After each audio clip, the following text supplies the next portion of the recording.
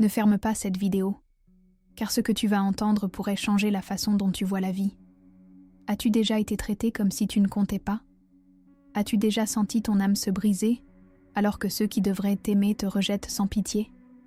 C'est l'histoire de Nchi, une femme qu'ils ont rabaissée, humiliée, exploitée, jusqu'au point de rupture. Ils la voyaient comme une servante, une ombre dans leur monde doré.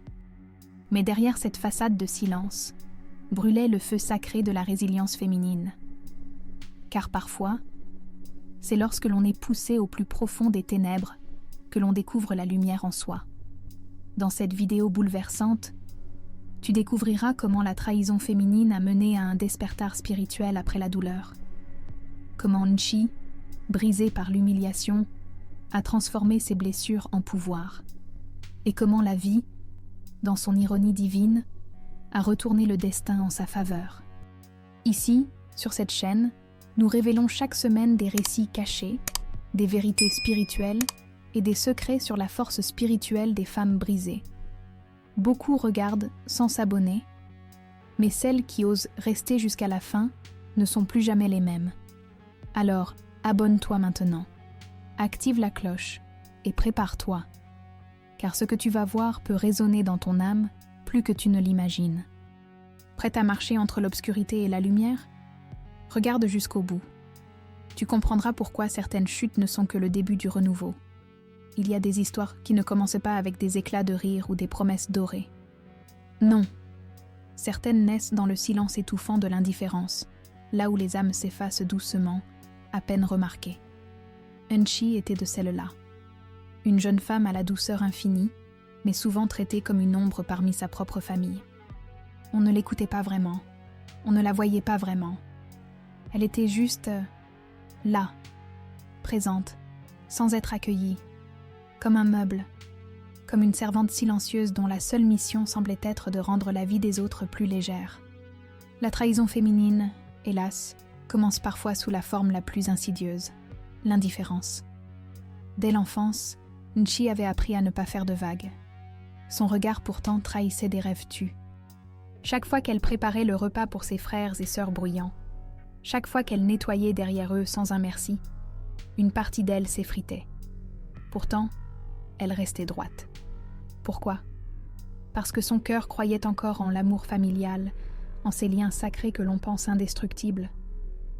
Mais sous cette surface docile, un renouveau intérieur attendait son heure, tapi dans l'ombre de son âme blessée.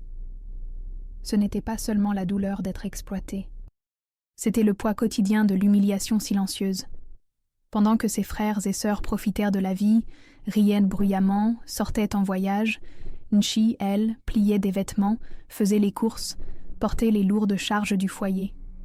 Elle était devenue une étrangère dans sa propre maison, une pièce maîtresse d'un jeu cruel, sans jamais être invitée à jouer. Mais derrière ces gestes obligés, le pouvoir caché du pardon murmurait déjà en elle, refusant de laisser la colère consumer ce qui restait de sa lumière. Son père, parlons-en. Loin d'être un refuge, il était l'écho des jugements sévères. Froid, sec, il voyait en Nchi la plus faible du clan. Il ne cachait pas son mépris. « Fais ton travail, tu n'es bonne qu'à ça », lançait-il souvent. Ces mots, comme des épines, s'enfoncèrent dans la chair tendre de son cœur. Mais étrangement, c'est dans cette blessure que le mysticisme féminin trouvait racine, car chaque larme non versée devenait un cristal de force invisible. Le désespoir silencieux, lui, forgeait une guerrière que même elle ignorait devenir. Pourtant, malgré le poids de chaque journée, malgré l'humiliation quotidienne, Nchi gardait foi. Une foi discrète, presque douloureuse, mais inébranlable. Elle se disait, parfois à voix basse en fermant les yeux, « Un jour cela changera. Un jour, je renaîtrai. » Ce simple murmure nocturne était sa prière. Ce n'était pas une révolte, ni une haine. C'était l'appel sacré d'une femme brisée, en quête de libération après l'humiliation. Et ce jour, bien qu'encore invisible à l'horizon, allait bientôt se lever, poussant Nchi vers une transformation que même elle ne soupçonnait pas. Parfois, le destin nous tend des mirages. Nchi croyait que ce voyage à Zanzibar serait différent. Après tout, qui ne rêve pas de briser ses chaînes, ne serait-ce que pour quelques jours? Son cœur frémissait d'un espoir fragile. Enfin, elle pourrait rire avec eux. Enfin, elle ne serait plus la femme invisible. Le simple fait de préparer sa valise lui donnait l'impression de s'accorder le droit d'exister. Mais souvent, l'illusion est la plus cruelle des trahisons, car dès leur arrivée, tout bascula. Le paradis promis devint son enfer personnel. Le soleil dorait les peaux, le sable caressait les pieds des autres. Mais pour Nchi, rien ne changea. La trahison féminine, cette fois, se fit sous la forme la plus sournoise, l'exclusion. Alors que ses frères et sœurs s'amusaient au bord de l'eau, elle portait les sacs, dressait la table, nettoyait les vestiges de leur festin. Elle n'était pas invitée au rire ni aux confidences. Même le personnel de l'hôtel lui lançait des regards compatissants. Elle, pourtant, ne disait rien. Mais à l'intérieur, son désespoir silencieux criait de plus en plus fort. Les nuits furent pires. Alors que la famille s'endormait dans des villas luxueuses aux draps soyeux, Nchi fut reléguée dans la petite chambre des employés. Son oreiller dur ne recueillait que ses larmes secrètes. Là, dans l'obscurité, elle s'interrogeait. Était-ce donc son rôle éternel? Était-elle née pour servir? Pour être oubliée? Mais même dans cette nuit glaciale, son âme refusait de mourir. La résilience féminine grondait doucement, comme un feu couvant sous la cendre. Le sommet de l'humiliation survint lors d'un dîner familial. Assise à l'écart, affamée mais silencieuse, elle osa tendre la main vers un plat. Son père, implacable, lui lança un regard qui glaça l'air. « Pas pour toi ». Ces mots, aussi tranchants qu'un couperet, laissèrent Nchi figée. Le repas se poursuivit comme si elle n'existait pas. Pourtant, ce moment marqua un tournant. Derrière son regard humide se dessinait autre chose. Une promesse muette. Le pouvoir caché du pardon, encore lointain, plantait sa première graine. Car ce que la famille ne savait pas, c'est que dans le cœur le plus humilié, germe souvent la plus grande force. Nchi, ce soir-là, ne s'effondra pas. Non. Elle observa, elle comprit. Et quelque chose en elle s'éveilla. Cette force spirituelle de la femme brisée qui dort en chacune attendait juste le bon moment pour se révéler.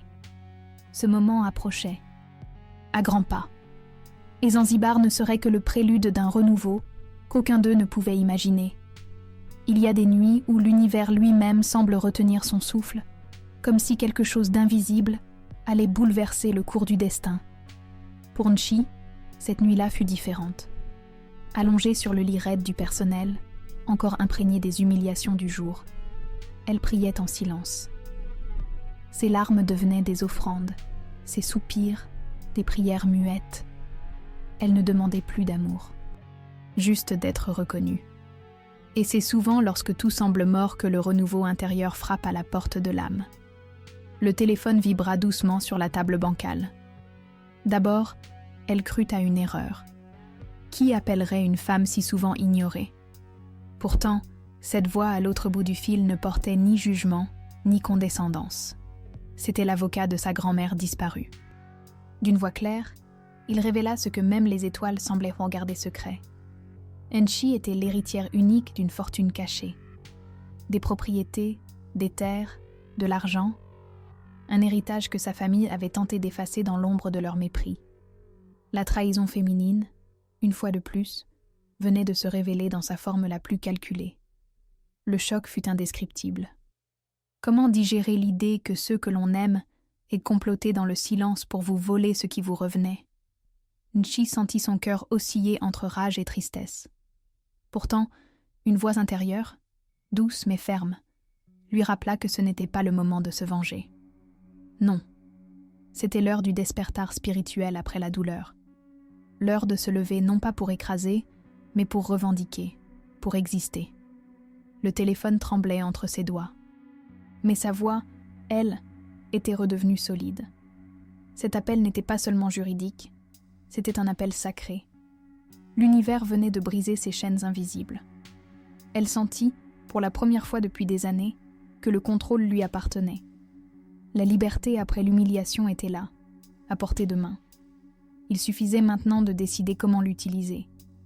Quand elle raccrocha, Nchi ne dormit pas. Pas par peur, mais par éveil. Chaque minute semblait chargée d'un nouveau souffle. Elle savait que la route serait encore semée de défis. Mais désormais, elle n'était plus l'ombre dans le coin de la pièce. Non.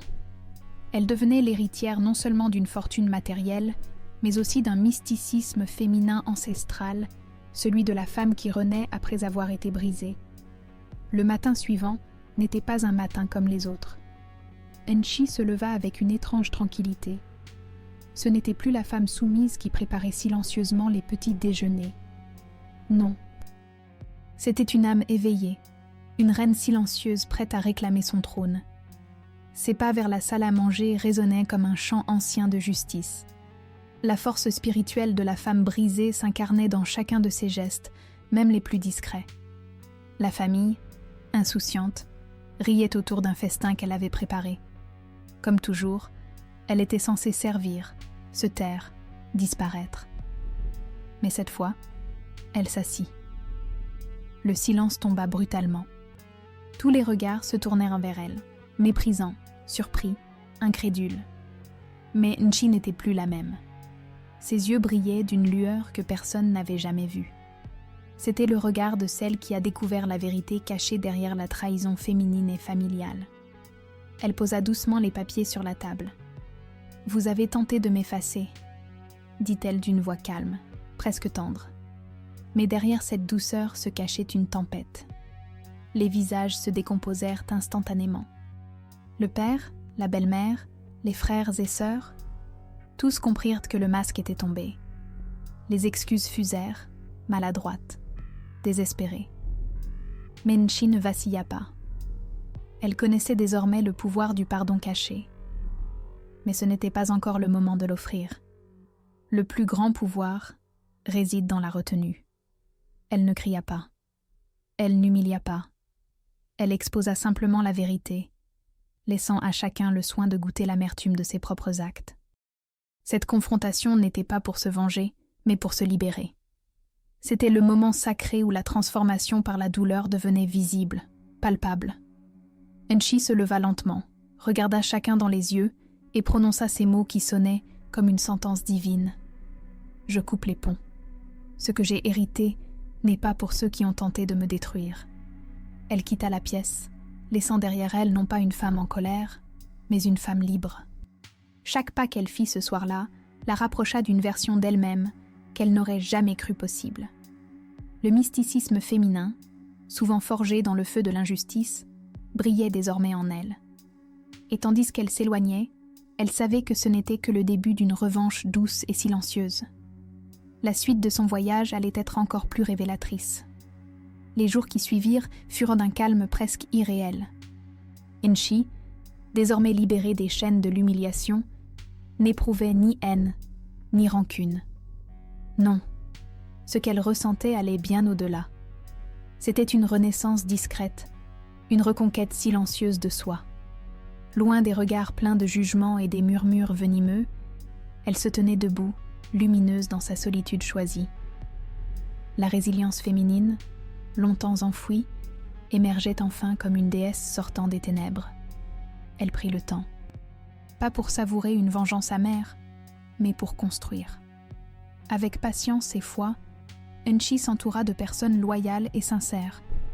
Elle consulta des experts, engagea des gestionnaires de confiance et transforma petit à petit son héritage en un véritable empire. Là où ses proches avaient vu une servante insignifiante, le monde découvrait maintenant une femme d'affaires redoutable. La transformation par la douleur ne lui avait pas seulement appris à survivre, mais à régner. Pendant que son nom commençait à résonner comme une légende de réussite, l'autre camp sombrait. La famille autrefois arrogante et méprisante déclinait à vue d'œil. Ruinés par leur propre avidité, ils se débattaient dans des dettes insurmontables. Nchi, pourtant, ne souriait pas devant leur chute. Car la libération après l'humiliation ne réside pas dans la chute des autres, mais dans la montée de soi-même. Elle observa leur descente avec détachement, sachant que chacun récoltait simplement ce qu'il avait semé. Sa revanche n'était pas bruyante. C'était un poème silencieux écrit dans le langage des actions. Investir, créer des emplois, soutenir des femmes en difficulté, voilà sa réponse. Là où ils avaient choisi la cruauté, elle avait choisi la bienveillance et l'abondance. Le mysticisme féminin l'avait guidée sur cette voie, où la douceur est plus tranchante que le mépris. Et dans cette douceur, elle guérissait. Chaque acte généreux effaçait les blessures anciennes. Un soir, regardant la ville depuis le sommet de sa luxueuse demeure, Nchi comprit. La vraie revanche, ce n'était pas de voir ses ennemis à genoux. C'était d'avoir prouvé à elle-même qu'elle valait plus que leur jugement. C'était d'être debout, digne et invincible. Et alors qu'elle fermait les yeux pour savourer cet instant sacré, elle savait que le voyage n'était pas terminé. Car le passé, lui, n'avait pas encore livré sa dernière carte. Là où jadis régnait arrogance et certitude, il ne restait plus que poussière et écho. La famille de Nchi, autrefois si sûre de sa supériorité, fut doucement mais inexorablement avalée par l'abîme. Ce n'était pas une punition divine visible, mais plutôt un effondrement progressif, presque sournois. L'humiliation qui les frappait maintenant était le miroir de celle qu'ils avaient imposée à Nchi. La trahison féminine, celle qu'ils avaient tout nourrie, était revenue comme une malédiction silencieuse. Le premier coup fut la belle-mère, femme rusée qui, pendant des années, avait dirigé l'ombre des manipulations. Elle fut arrêtée pour fraude. Les journaux en firent leur festin, dévoilant chaque détail sordide. Pour Nchi, ce n'était pas une joie, mais une leçon gravée dans le marbre. Le mal, même caché, finit toujours par remonter à la surface. La transformation par la douleur était devenue contagieuse, retournant l'obscurité contre ses propres enfants. Pendant ce temps, le père, affaibli par la honte, voyait son monde s'effriter. Les créanciers frappaient à sa porte comme autrefois il avait frappé Nchi avec des mots durs. La maison familiale fut saisie, les entreprises s'effondrèrent. Ceux qui riaient jadis à table en reléguant Nchi à la cuisine vivaient désormais entre dette et désespoir. C'était la libération après l'humiliation, un scénario où le silence de Nchi résonnait plus fort que 1000 vengeances. Mais le plus cruel fut peut-être leur propre solitude. Les frères et sœurs, jadis unis par l'orgueil, se tournèrent les uns contre les autres. Les disputes éclataient, les accusations fusaient. Le lien familial, si précieux aux yeux de Nchi malgré tout, se dissolvait dans le poison qu'ils avaient eux-mêmes distillé. La force spirituelle de la femme brisée brillait par son absence chez eux. Là où Nchi avait guéri par la douleur, eux se perdèrent dans leur refus de l'accepter. Et pendant qu'eux s'enfoncèrent dans les ténèbres, Nchi continuait d'avancer. Chaque appel de leur part était ignoré. Non par cruauté, mais parce qu'elle avait compris. Certaines portes, une fois fermées, ne doivent jamais être rouvertes. La vie lui murmurait que le pouvoir caché du pardon n'imposait pas de reprendre ceux qui vous ont jetés. Et tandis que la famille sombrait, Nchi se préparait pour la dernière étape de sa métamorphose, celle où la vraie victoire ne serait pas leur chute, mais son propre apaisement. Quand le tumulte du passé s'efface, il ne reste souvent qu'un écho. Pour Nchi, cet écho n'était plus celui des pleurs ou des humiliations, mais celui d'une paix douce et inattendue. La vraie victoire, elle le comprit, ne réside pas dans le fait de voir ses ennemis tomber, mais dans le fait de ne plus avoir besoin de les regarder. Le renouveau intérieur s'était installé en elle comme une lumière silencieuse, chassant les ombres de l'abandon. Elle ne vivait plus dans la revanche, mais dans l'éveil d'une femme qui avait tout traversé et survécu. Chaque matin, elle s'éveillait entourée de ses propres réussites, ses entreprises florissantes, ses projets caritatifs.